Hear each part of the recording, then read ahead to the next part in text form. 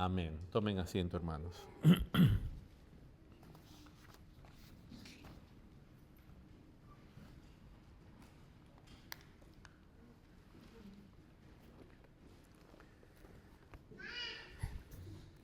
Acompáñenme, hermanos, a Hechos, al libro de los Hechos. Recuerden que nuestro propósito en este tiempo es estudiar la carta de Pablo a los Efesios. Así que primero estamos invirtiendo tiempo en entender la labor misionera de Pablo en esta ciudad de Asia. ¿Cómo ocurrió? ¿Qué pasó?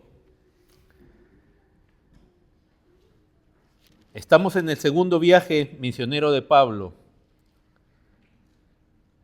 Y Pablo, después de haber ya contado con la resolución que hubo en Jerusalén acerca de la función de la ley para los gentiles, y habiendo quedado en claro que a los gentiles nada se les debe demandar de la ley en cuanto a la ley ceremonial o lo concerniente a las ordenanzas para los descendientes de Abraham, particularmente la circuncisión, se entiende que los gentiles no están obligados a circuncidarse, pero se entiende sobre todo que la circuncisión no salva.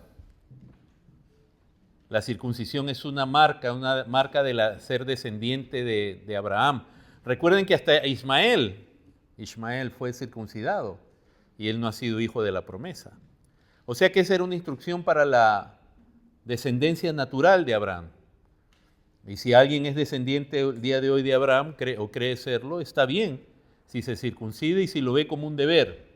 Pero quedó claro que eso ya no es para los gentiles, ni salva, ni a judíos ni a gentiles. Y los gentiles no tienen que participar de las ceremonias que Dios mismo ordenó en el Antiguo Testamento. Todo eso está cumplido en Cristo y ellos ya no están obligados.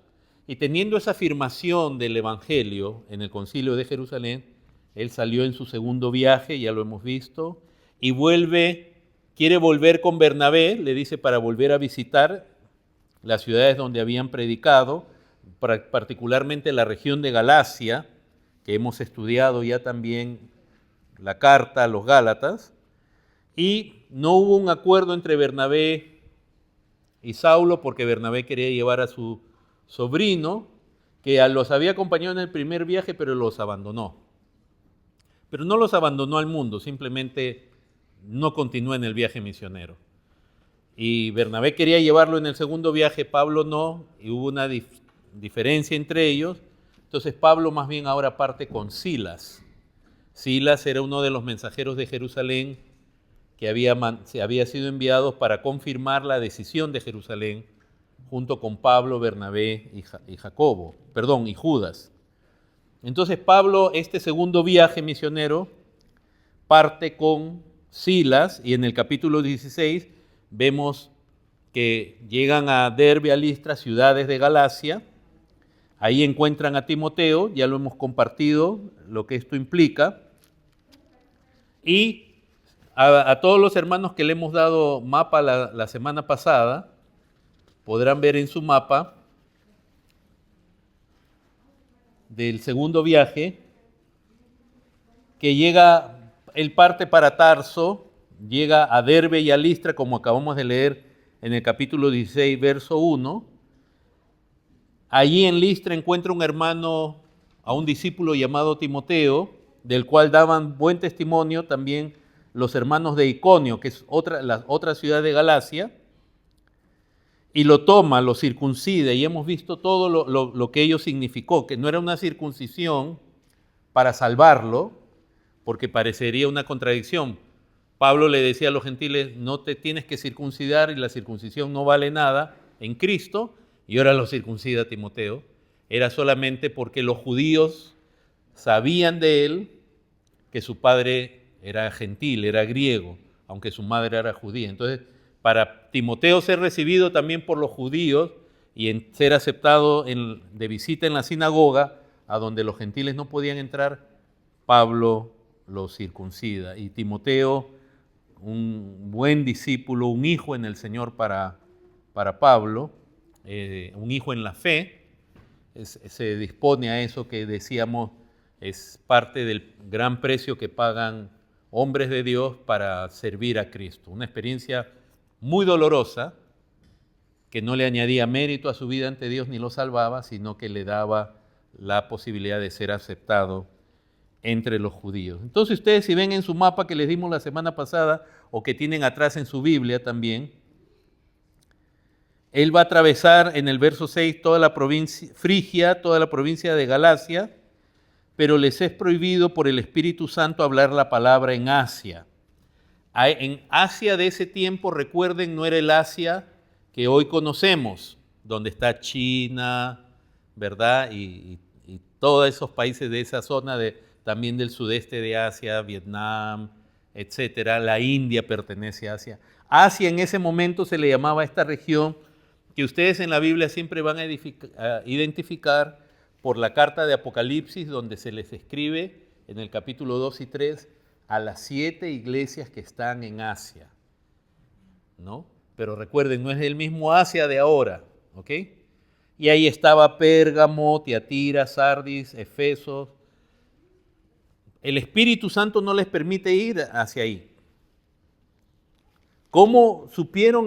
Ya lo hemos hablado, no sabemos si fue una revelación especial que hizo el Espíritu Santo, si fue a través de pronto de algún, en ese momento algún profeta, dentro de los dones que estaban vigentes y plenamente activos en ese momento, o si fue por acto de la providencia de Dios. De pronto ellos entendieron, habían problemas en las carreteras, en las ciudades, y entendieron que Dios no los quería mandar por ahí, ¿no? Entonces ellos, como dice ahí, llegaron a Misia e intentaron ir a Bitinia. Entonces intentan ir al noreste. No, ya no pueden bajar a Asia, tratan de ir al noreste y estaban con esa intención.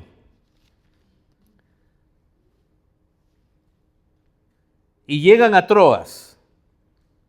Y ahí se le muestra en el verso 9 a Pablo una visión de noche, un varón macedonio que estaba en pie rogándole y diciéndole, pasa a Macedonia y ayúdanos. Ahora, Macedonia, como ustedes ven, es la región a la izquierda de Troas en su mapa, donde hay varias ciudades, como hay que cruzar el mar y llegar a Neápolis, a Filipos, Tesalónica, Berea, Apolonia. Esas son ciudades de la región de Macedonia.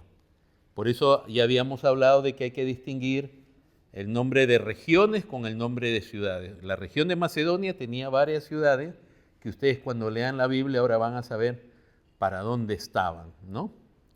Ahora, al ver esta visión, en el verso 10 dice, cuando vio la visión, enseguida procuramos partir para Macedonia, dando por cierto que Dios nos llamaba para que les anunciásemos, ¿qué? El Evangelio. El viaje misionero y los viajes misioneros y la obra misionera, como estamos viendo en el libro de los Hechos, consiste en predicar el Evangelio. Ya hemos hablado de que el tema, lo principal del libro de los Hechos es mostrarnos cómo Dios salva la obra de Dios a través de los apóstoles y de la iglesia. Son realmente los hechos de Dios por medio de los apóstoles. Y el libro de los Hechos es esencial para entender lo que es misiones y lo que es el Evangelio. Entonces la labor misionera está llevada a cabo por hombres maduros en la fe, no por gente que aunque sean creyentes todavía son neófitos. No se debe mandar un neófito a la obra misionera. La obra misionera es más que ir a construir o visitar un lugar por una semana. La obra misionera tiene que ser llevada a cabo por hombres maduros en la fe, ordenados por la iglesia, que puedan enseñar, predicar y enseñar, explicar el Evangelio, que es el medio por el cual Dios salva a la gente. O sea que es más que un viaje de una semana, es más que ir y dar comida, ropa o construir algo, es predicar el Evangelio por hombres maduros. Pueden ir acompañados de hombres jóvenes, pero tienen que ser hombres maduros en la fe. Pablo, Silas, Bernabé, Todos ellos eran hombres maduros, ancianos en sus iglesias, probados, ya habían hasta expuesto su vida por causa de Cristo. O sea que el punto no es la edad en sí, pero lo que implica es la madurez. Tienen que gente ordenada y enviada por la iglesia. Ellos no se envían a sí mismos. Ustedes pueden ver que aún en el segundo viaje de Pablo, ellos fueron enviados por la iglesia. Dice en el capítulo 15, verso 40, y Pablo, escogiendo a Silas, dice, salió encomendado por los hermanos a la gracia del Señor. Tú puedes tener deseo de ser misionero, pero ¿quién te aprueba a ti? Uno no se aprueba a uno mismo. ¿Quién te envía? Que no es más que es más que el aporte. Muchas veces los misioneros de ahora, y no está mal esto, van de iglesia en iglesia buscando apoyo económico, sí, pero ¿qué tal el apoyo espiritual? ¿Quién te conoce como misionero? ¿Quién puede dar testimonio de tu doctrina, de tu vida, de tu conducta? Eso es importante. Es más que recibir solo apoyo económico. De nuevo, no está mal pedir apoyo. Los misioneros necesitan apoyo económico.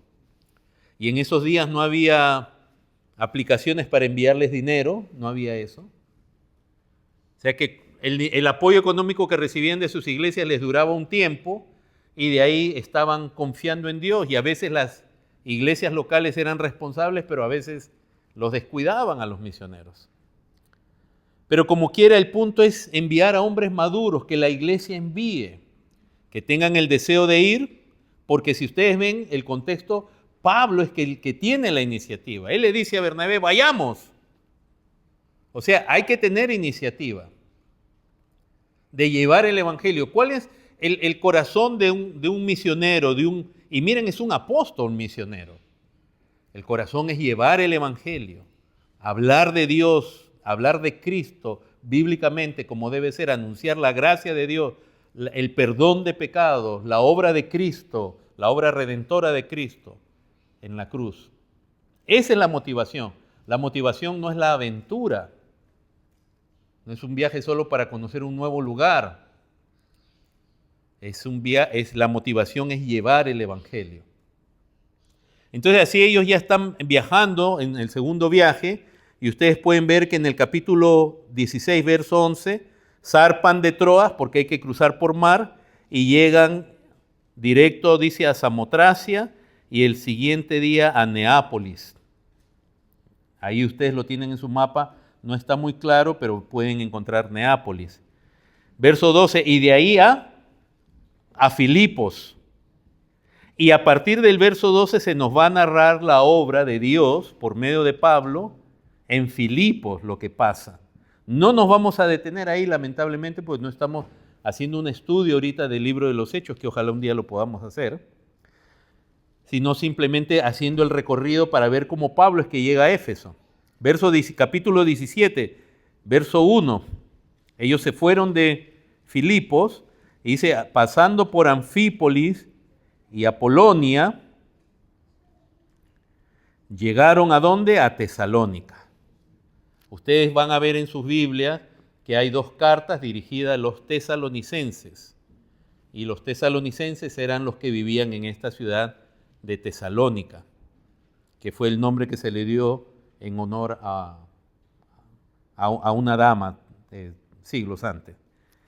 Y de Tesalónica, en el versículo 10, a causa de la reacción que hay ahí de los judíos, dice, inmediatamente los hermanos enviaron de noche a Pablo y a Silas hasta Berea. De Tesalónica van a Berea. Recuerden que tenemos pocas líneas nosotros, pero ya hemos dicho que estas pocas líneas nos están hablando de semanas, de años, de distancias enormes, y a veces nosotros creemos que ellos como que corrían, y hacían la obra a la velocidad que leemos nosotros las cosas. Pero ahora ellos llegan a Berea, y después de Berea, en el verso 15, dice, y los que se habían encargado de conducir a Pablo, le llevaron a Atenas, en Grecia. Llega a Atenas. Y ahí está Atenas, y no vamos también a entrar qué pasó en Atenas, como qué pasó en Tesalónica, simplemente estamos haciendo el recorrido. Y después de Atenas, llega en el capítulo 18 a Corinto.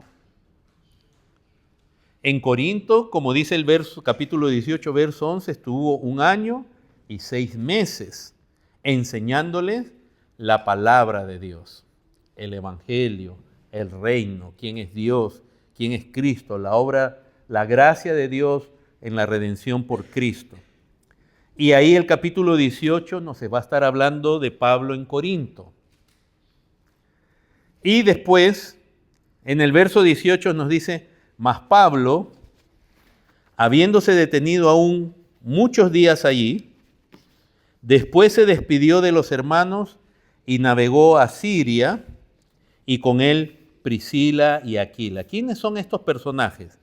Si ustedes ven el versículo 1, dice, después de estas cosas Pablo salió de Atenas y fue a Corinto y halló a un judío llamado Aquila,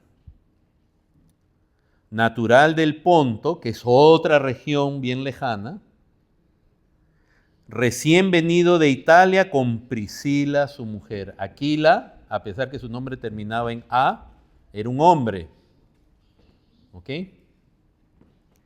Que estaba casado con una mujer judía también llamada Priscila.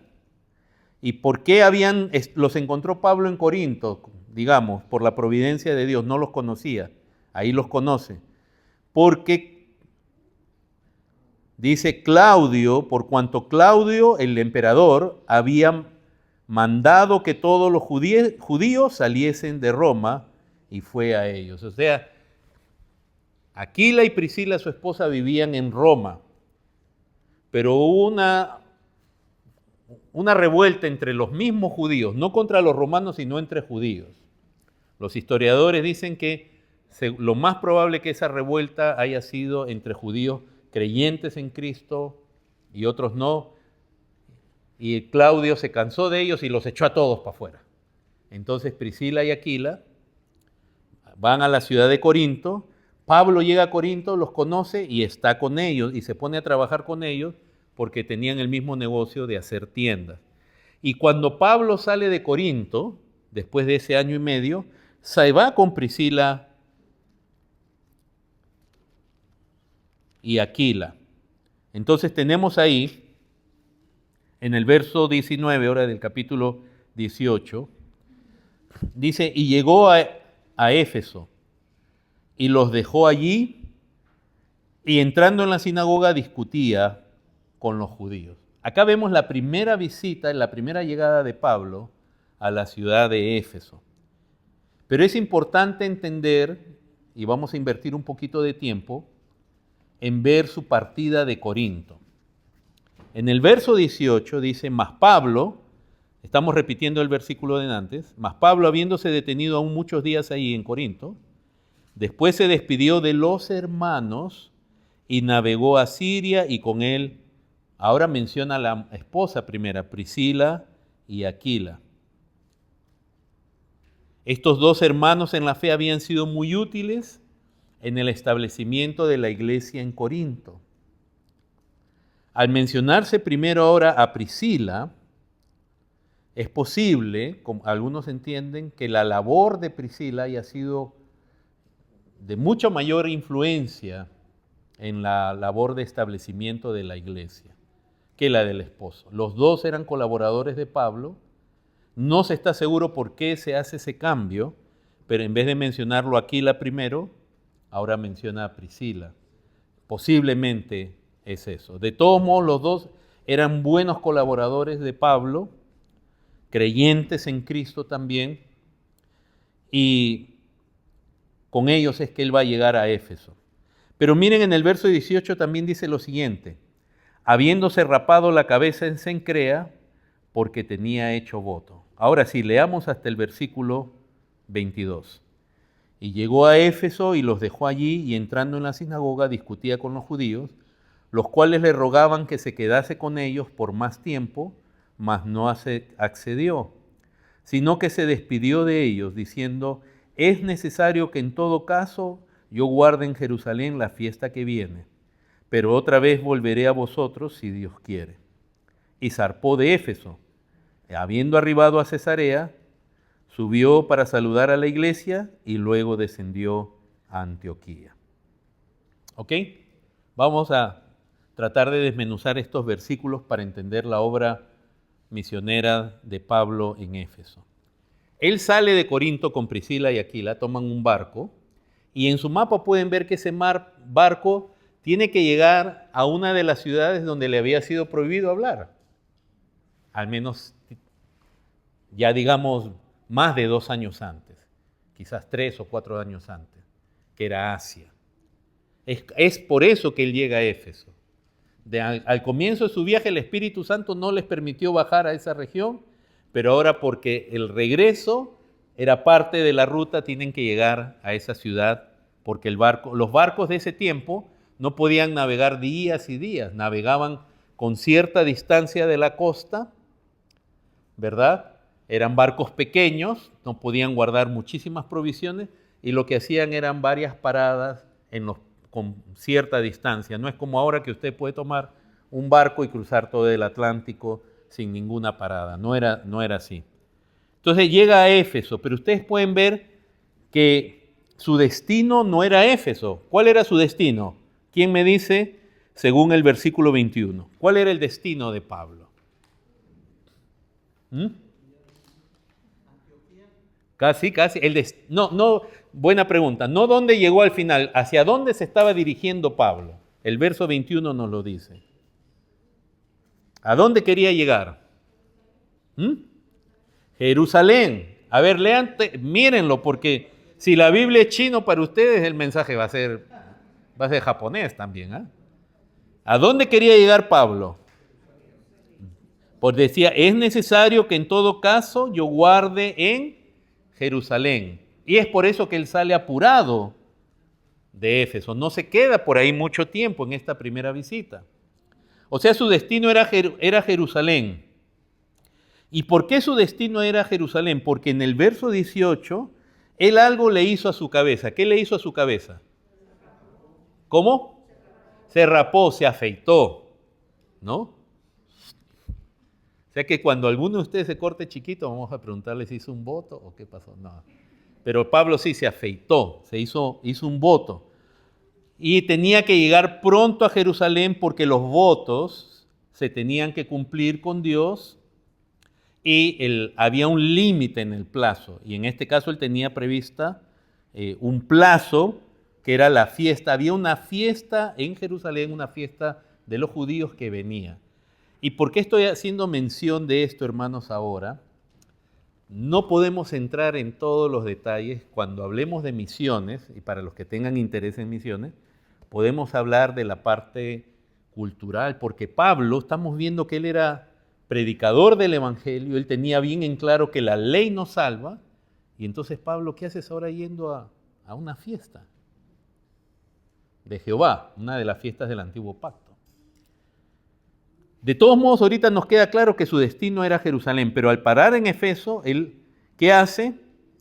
Verso 19, llegó a Éfeso, los dejó ahí, se refiere a Priscila y Aquila, y entrando en la sinagoga, discutía con los judíos. Recuerden que ese verbo no significa pelear, que él se peleaba ahí, no, que tontos, que ustedes son unos burros, y estoy usando palabras comunes, ¿no? No es ese discutir, como lamentablemente prácticamente todos los que ahora se hacen llamar apologistas y tanto, que por un lado tienen mucho conocimiento, pero casi todos, no todos, pero entran en sus discusiones en insultos, en ofensas, unos rencores, venganzas.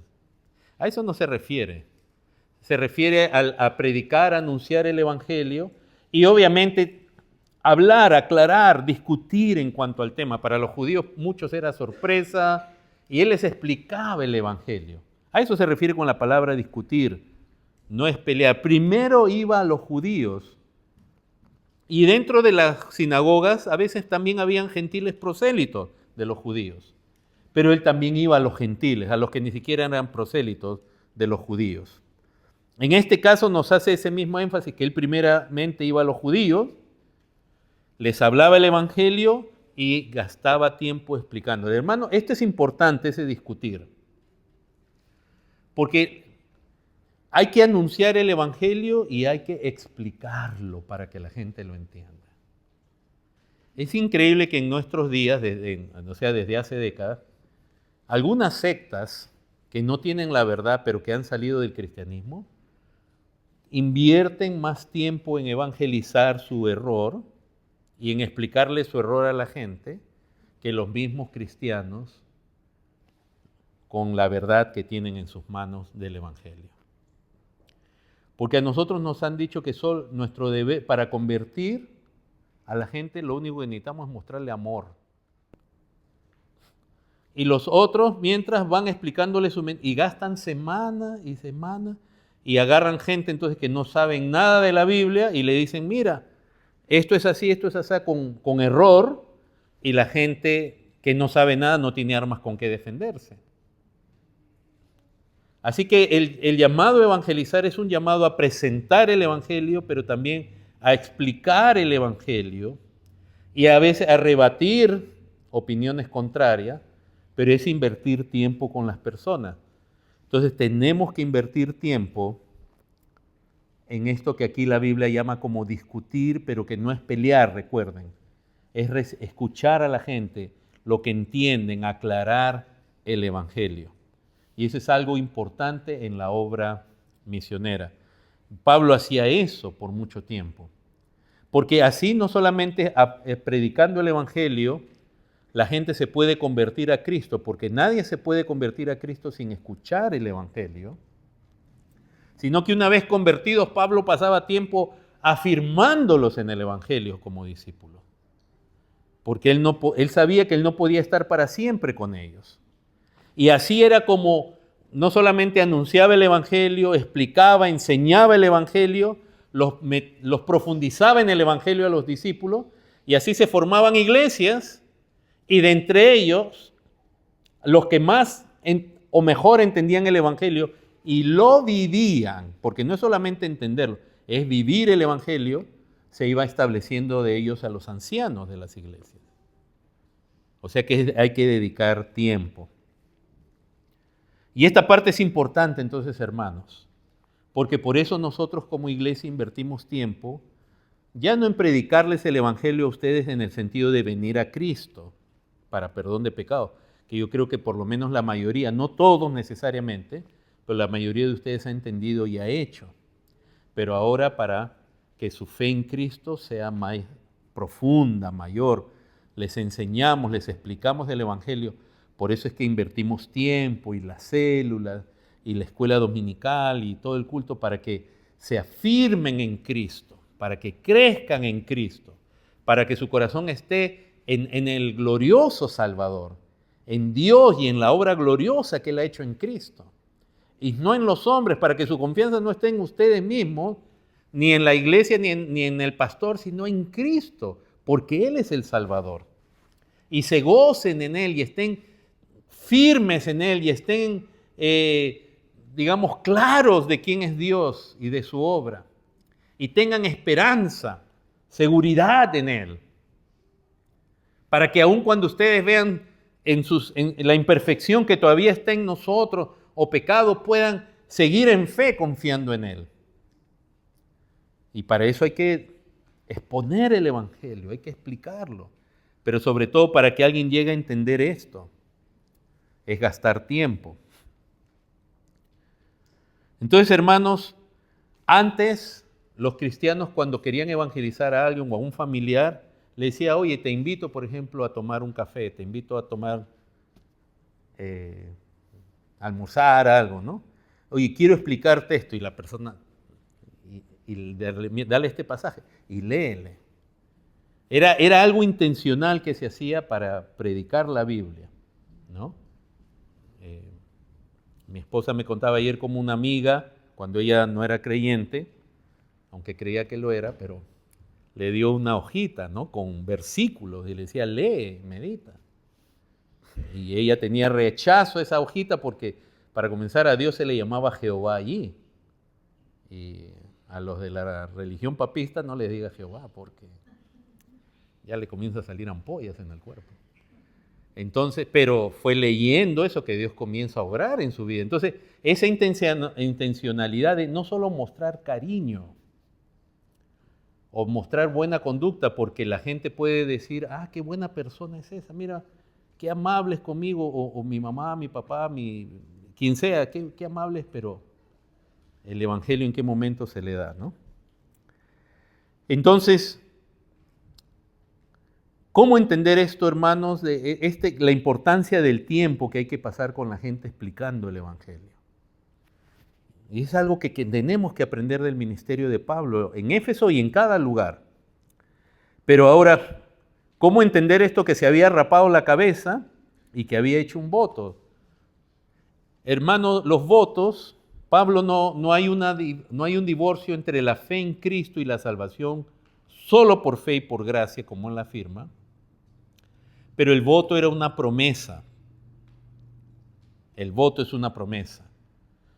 Y aquí debemos entender, hermanos, que, o la pregunta es, ustedes leen algunos comentarios y algunos van a decir, varios comentarios van a decir que Pablo había hecho un voto de nazareo y por eso se rapó la cabeza. Personalmente no creo que se refiera esto al voto nazareo.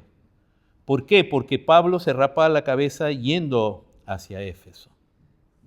Y el voto nazareo que se describe en Números capítulo 6, uno se rapaba la cabeza cuando acababa el voto, porque cuando uno hacía voto de nazareo, que era un voto de consagrarse a Dios, donde ya uno no podía ni siquiera comer uvas, menos ni tomar vino, ni sidra, no tocar algo muerto, ni a personas muertas, sino consagrarse a Jehová y dejarse crecer el cabello, no se lo podían cortar. Cuando terminaba su voto, porque alguien podía haber dicho, voy a hacer voto de nazareo de consagración por un año. Y entonces al año iba a terminar ese voto, entonces iba a ir al sacerdote, se iban a presentar ofrendas, y al terminar el voto es que todo eso que había dejado crecer por todo ese tiempo, ahí recién se le afeitaba, se le cortaba. Entonces sí, uno pudiera pensar que este era el voto nazareo porque se afeitaba, pero él no estaba en Jerusalén. Lo más probable que este voto se refiriera a un voto que hacían los judíos, y recuerden que Pablo era judío. Un voto por el cual se le daba gracias a Dios. No lo encontramos en las Escrituras como una ordenanza de Dios o un permiso de Dios, pero sí lo que está permitido por Dios, y en las lecturas del domingo varias veces hemos leído acerca de los votos, cuando alguien hace voto a Jehová. Cuando haces un voto o una promesa a Dios, apresúrate en cumplirla. Y a causa de las vicisitudes y todas las persecuciones y problemas que Pablo pasó, es posible que él haya hecho el voto que se hacía justamente: Dios, ayúdame a cumplir tu voluntad, o líbrame de un peligro, ¿no? Y cuando hacían esa promesa, en ese caso, ahí es donde se rapaban, ahí es donde se afeitaban. La manera de saber de ese tipo de voto, que no lo encontramos en la Biblia encontramos votos, pero el detalle de raparse y tener que ir a Jerusalén, lo encontramos en los escritos de Josefo, de Flavio Josefo, el historiador judío, donde en su libro acerca de la guerra de los judíos, él menciona lo siguiente en su segundo libro, en el capítulo 15. Él dice, ahí se va a narrar el regreso a Jerusalén de Berenice, que era hermana del rey Agripa. Y cuando ella regresa a Jerusalén, había un capitán, un soldado llamado Florus, y estaban haciendo masacre con los judíos. Ella implora que paren con la masacre. Pero estos eran hombres despiadados, era una matanza, una masacre de gente. Y aún ella misma corre peligro, o sea, ni respetan su posición, ella tiene que huir al palacio, a refugiarse. Y ahí Flavio Josefo narra que ella hace ese voto, donde ahí uno se rapaba la cabeza y tenía un periodo de 30 días para dar una muestra externa de gratitud a Dios en Jerusalén. Posiblemente sea ese el voto. Pero sí el pasaje nos dice de nuevo, que él habló en la sinagoga, y en el verso 20 se nos dice que los judíos le rogaban que se quedase con ellos más tiempo, pero no accedió, sino que se despidió de ellos diciendo: es necesario que en todo caso yo guarde en Jerusalén la fiesta que viene, pero otra vez volveré a vosotros. Pablo, explicando el Evangelio, cuando los judíos le piden que se quede con más tiempo, lo que nos está tratando de decir la Escritura es que creyeron, llegaron a creer. Yo leí un comentario donde decía que le pedían que se quede para pelear, no, desde que hemos leído el viaje misionero de Pablo en Gálatas, la gente cuando te pide a ti quedarte, no es para darte, es para querer escuchar. Ese tipo de expresión es la que vemos que Lucas usa en el libro de los Hechos, cuando la gente le ruega a Pablo que escuchen. Y hemos ya explicado que esa es una marca de los discípulos, que quieren escuchar más de Dios. Quieren que se les enseñe más. ¿Quién no va a querer conocer más a ese Dios de gloria?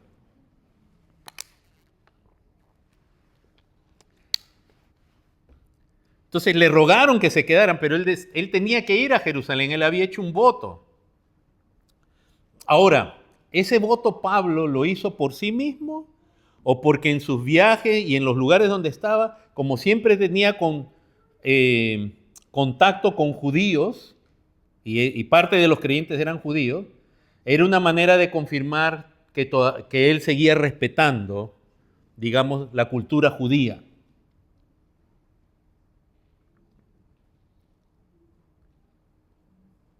Sin embargo, estos discípulos le rogaron que se quedara y él le dijo que él volvería si Dios permitiría. Qué lindo, ¿verdad? Cuando el Evangelio da fruto y la gente quiere escuchar más, pero él tenía que seguir con esto. Entonces, hermanos, aquí vemos este es un tema ya profundo, no es para compartirlo hoy día domingo, en cuanto al creyente, al misionero, al predicador, y en este caso judío, con el judaísmo, las leyes y las tradiciones judías, pero en nuestro caso que no somos judíos, cuando vamos a un lugar que tiene otras culturas, otras costumbres. Por ejemplo, nosotros sabemos si un creyente quiere ir de misionero a un país musulmán, no se vaya a poner a hacer carnitas o chicharrón de cerdo. Porque ¿qué va a hacer usted si se pone? Usted puede tener libertad en Cristo, pero usted está ofendiendo a la gente. Usted sabe que no hay diferencia, no es más santa una comida que otra, y que con acciones de gracia todo es santificado.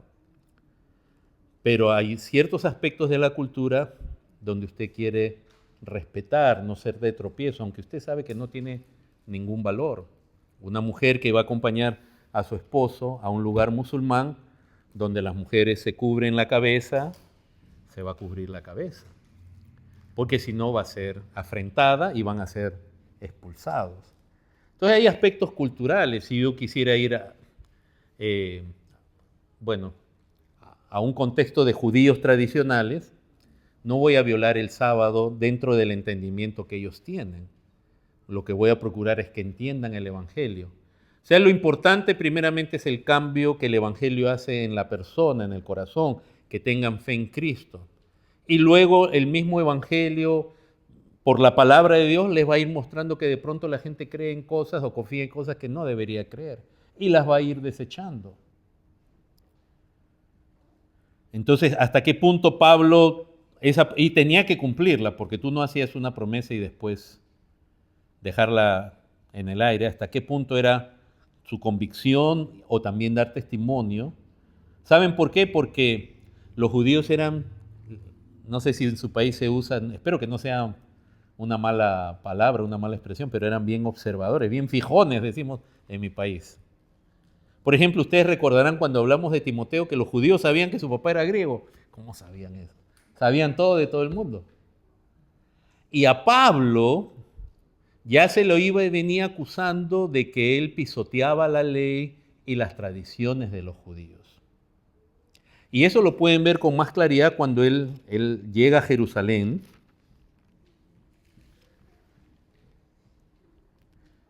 y en Jerusalén va a ser apresado. Dice, por ejemplo, en el capítulo 21, verso 18, cuando Pablo dice, al día siguiente Pablo entró con nosotros a ver a Jacobo. Este es un momento posterior cuando Pablo va a Jerusalén. ¿Ok? Solo concéntrese en eso, no en el orden de los viajes. Y él llega a ver a Jacobo. Jacobo estaba ahí ahorita en ese momento como líder principal de la iglesia y se hallaban reunidos todos los ancianos, a los cuales después de haberles saludado les contó, miren, una por una las cosas que Dios había hecho entre los gentiles por su ministerio. Cuando ellos lo oyeron, glorificaron a Dios y le dijeron, ya ves, hermano, cuántos millares de judíos hay que han creído y todos son celosos de la ley. Y ahí es donde vemos que todavía había un trabajo haciéndose en la iglesia. Se convertían a Cristo, muchos se convertían genuinamente a Cristo, pero su relación con la ley todavía era muy fuerte. Por ejemplo, cuando Pablo le escribe a los romanos, y esto lo hemos estudiado en algún momento, cuando estudiamos la carta a los romanos, ustedes ven en el capítulo 14, cuando Pablo les habla del débil en la fe, el hermano débil en la fe, guardaban los días, los meses, había cuestiones de la comida, si se debe comer de lo sacrificado a los ídolos. O sea que el trasfondo judío era bien fuerte. Y Pablo, de hecho, no quería pisotear eso, aunque él era libre, pero él mismo decía que él no usaba su libertad para hacer tropiezo a otros. Él prefería negarse a sí mismo. Entonces, y eso es lo que él le recomendaba en Romanos 14 a los hermanos maduros, que tu libertad no sea causa de tropiezo a otros. Aunque el que está mal es el débil en la fe, pero que tu madurez no sea de tropiezo a otro. Entonces, miren lo que le dice en el verso 21.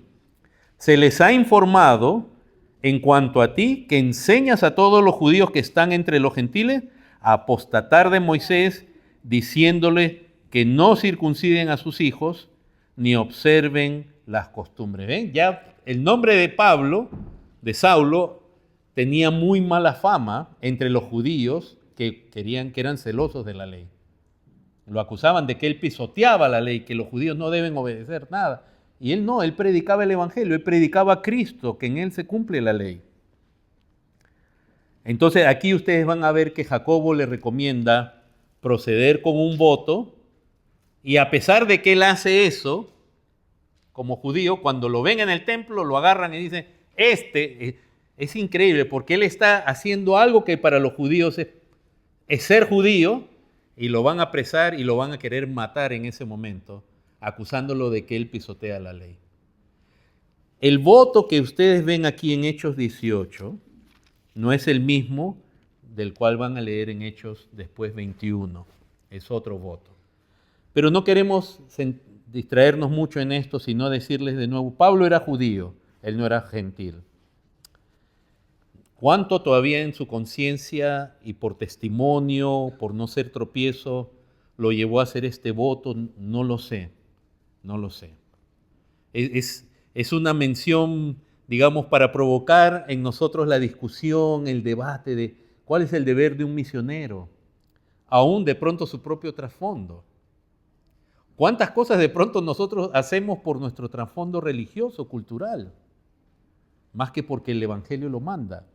Yo creo que ahí Dios está provocando la meditación, la reflexión. ¿Qué significa todo esto? De hecho, a los gentiles ya no se les obliga a la ley ceremonial y civil, eso queda claro en Hechos 15. Y Jacobo lo va a repetir en el capítulo 21, va a decir, a los gentiles no se les manda nada de esto. No es que Jacobo cambió de opinión después de la opinión que él dio en Hechos 15. Los gentiles no están obligados a esto, pero los judíos, por testimonio, por aceptación, tenían que hacer ciertas cosas. Ahora, no se nos muestra, no duden, no crean que Pablo volvió a todas las leyes ceremoniales, no. Nunca vamos a ver a Pablo ofreciendo sacrificios, digamos, de animales y cosas así. Hay ceremonias que no los vemos ni a él, ni a Pedro, ni a ninguno de ellos más involucrados, pero sí hay algunos aspectos del judaísmo que ellos se reservaban. Ahora, Entonces, los gentiles no se les obliga a la ley ceremonial ni a la ley civil, tampoco se les obliga a la circuncisión, ni tampoco se les obliga a las tradiciones judaicas, dentro de las cuales habían algunas que sí eran bíblicas, como el voto nazareo, pero habían algunas no bíblicas que el mismo Señor Jesús le llama tradiciones de hombres y las rechaza. Ni Cristo las cumplía. Él comió sin lavarse las manos con sus discípulos, a pesar de la crítica que recibía. Esa es una tradición de hombres. Pero habían tradiciones que eran parte que eran bíblicas y eran parte de la esencia judía. Solo los judíos están obligados entonces a la circuncisión. Y aún Pablo, cuando entra a las sinagogas, él se comporta conforme a la liturgia o al orden del culto rabínico que hay ahí. Él no irrumpe, él no entra a cambiar, él entra a predicar el Evangelio. Hermanos, si nos invitan a predicar el Evangelio a otra iglesia, como siempre nos ha pasado a nosotros, y no tienen necesariamente la misma doctrina, las mismas prácticas, ¿cómo te comportarías tú para llevar el Evangelio? Hay gente que a veces entra a una iglesia y en vez de predicar el Evangelio, y realmente esa iglesia necesita el Evangelio, y sus prácticas equivocadas lo manifiestan. ¿Qué tal si, y lo voy a decir así claramente, qué tal si nos invitan a predicar a una iglesia y en esa iglesia de pronto agarran banderas y comienzan a danzar con banderas, y tú llegas y te dices shalom, ¿qué vas a hacer? ¿Cómo esperas sacarlos a ellos tú del error en el que están? ¿Rompiendo las banderas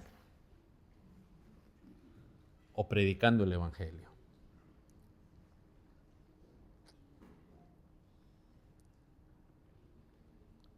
Eso no quiere decir, hermanos, que nosotros no estamos claros en cuanto a qué es de Dios, qué no es de Dios. Pero la predicación del Evangelio, la gente tiene que cambiar de adentro para afuera. Y solo el Evangelio, la fe en Cristo es la que puede salvar, cambiar a una persona. Y esa persona va a cambiar poco. O sea, el cambio es inmediato, completo. Pero me refiero a tantas cosas, es toda una vida de ideas, creencias, formas de vivir, que el mismo Evangelio va a ir resolviendo. Donde esa persona ni está consciente que su forma de vivir es solamente un hábito personal, cultural, y el Evangelio va a ir cambiando. Acá en la iglesia hemos tenido problemas algunas veces, cuando ha venido alguna dama vestida irreverentemente, como suelen vestirse las damas hoy día, que no son creyentes. Y de pronto hemos tenido hermanas ya queriendo sacar una cruz y no entiende que lo que esa dama necesita es el Evangelio. No estamos diciendo que la ropa, la mala vestimenta, si es la ropa inmoral, está bien, no estamos diciendo eso. Lo que estamos diciendo es que la gente lo que necesita es el Evangelio. Y a veces atacamos primero lo externo, o a veces creemos que lo externo es lo que hace a la persona cristiana, que fue el error de los españoles cuando llegaron aquí a América.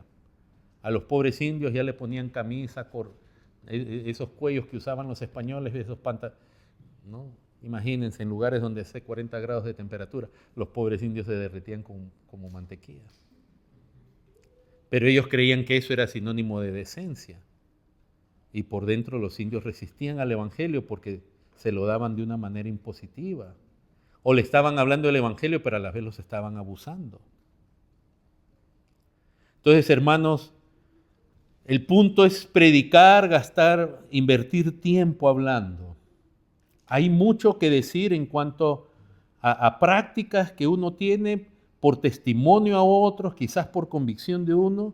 No tengo el tiempo para entrar en todo, porque es un tema bien amplio en la ética de las misiones.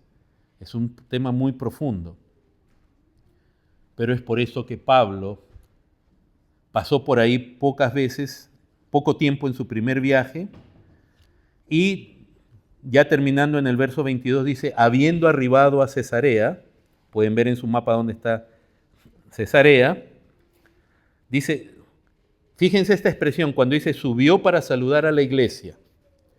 Cuando en Hechos ustedes ven esa expresión, se refiere que fue a Jerusalén. Subió, fue a Jerusalén. Ahora, ya no se nos dice si cumplió el rito, porque es posiblemente él haya llegado tarde a Jerusalén. Si llegó tarde a Jerusalén después de la fiesta, ya solo se nos dice que se había rapado, se había preparado, tenía un voto, pero él dependía de qué barcos disponibles, eran viajes difíciles, distancias enormes. Y encima gasta tiempo en Éfeso, sale corriendo. Lo más probable es que él no haya llegado. Pero subió para saludar a la iglesia. ¿A qué iglesia? ¿En un edificio en el 8º piso de la torre? No, se refiere a Jerusalén. Miren lo que dicen en el capítulo 15, por ejemplo, para darles una idea.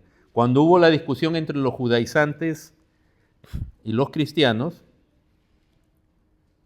dice en el verso 1, entonces algunos que venían de Judea enseñaban a los hermanos, si no circuncidáis conforme al rito de Moisés, no podéis ser salvos. Como Pablo y Bernabé tuviesen una discusión y contienda no pequeña con ellos, se dispuso que subiesen Pablo y Bernabé ¿a dónde? A Jerusalén. Jerusalén está a cierta altura como ciudad, ¿no? Es parte de una sección de montes ahí en esa región, pero no son montañas altas, pero sin embargo está en una altura. No sé si por eso se usa la expresión, no he podido verificar si Antioquía geográficamente estaba más baja que Jerusalén, pero la altura de Jerusalén no es muy alta tampoco. Pero esa es la expresión, subir a Jerusalén y de ahí descender a Antioquía. ¿No? Entonces, cuando ahí hemos leído en el capítulo 18, y subió para saludar a la iglesia, es una referencia, como decir, fue a Jerusalén. Fue a Jerusalén.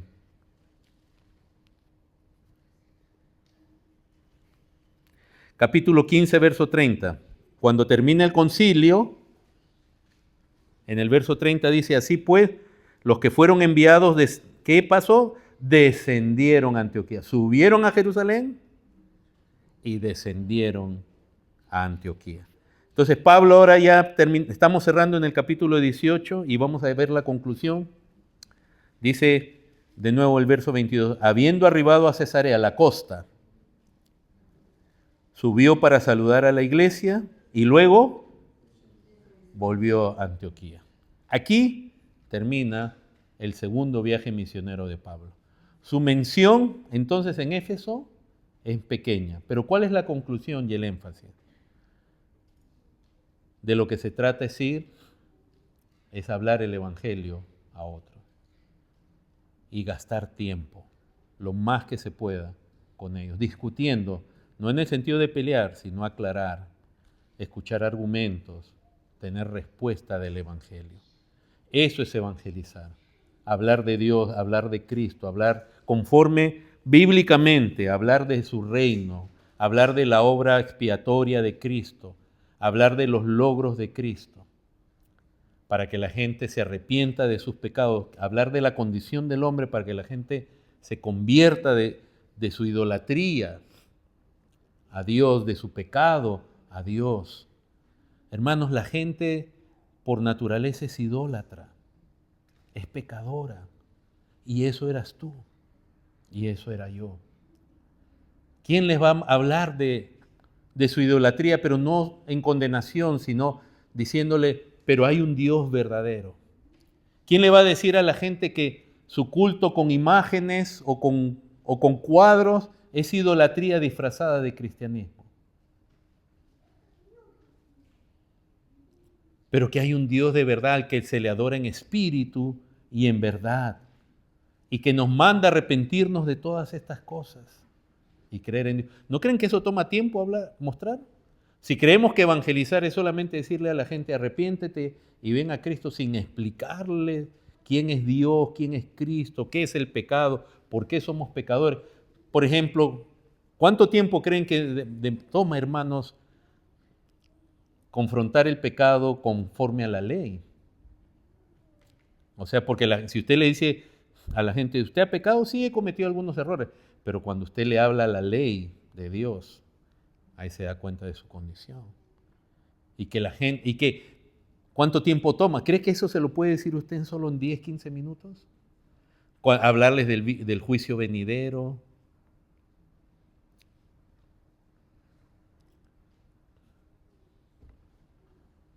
Entonces, hermanos, tenemos ese énfasis en esta porción de ir y hablar el Evangelio y pasar tiempo.